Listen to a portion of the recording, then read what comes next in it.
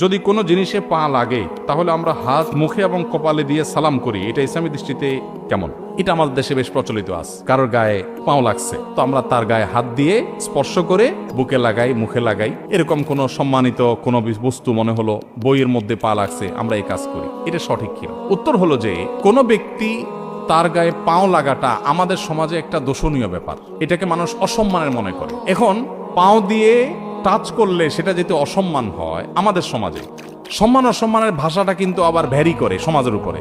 সব সমাজে সব আচরণ সম্মানের না, সব আচরণ অসম্মানের না। যেমন আমি একটু উদাহরণ দিলে বুঝে আসবে আপনাদের। আমি সৌদি আরবে ছিলাম, বিভিন্ন দেশে মানুষের সাথে মিশেছি সেই সুবাদে। তো আমি ফিলিপিনোদেরকে দেখেছি সৌদি আরবে, তাদের সাথে কাজ করেছি। আমার অফিস সহকর্মীও ছিলেন ফিলিপিনি ওলামা একরাম, দায়ীরা ছিলেন। ফিলিপিনিরা তাদেরকে যদি আপনি জিজ্ঞেস করেন ভাত খাইছো কিনা, তারা জবাব দিবে কি আপনি জানেন? মুখে জবাব দেখান না দেখ আচরণ। যেমন আমরা মাথা নাড়ে যদি জবাব দিই তাহলে আমরা কি বলবো? হ্যাঁ খাইছি, এই টাইপের কিছু একটা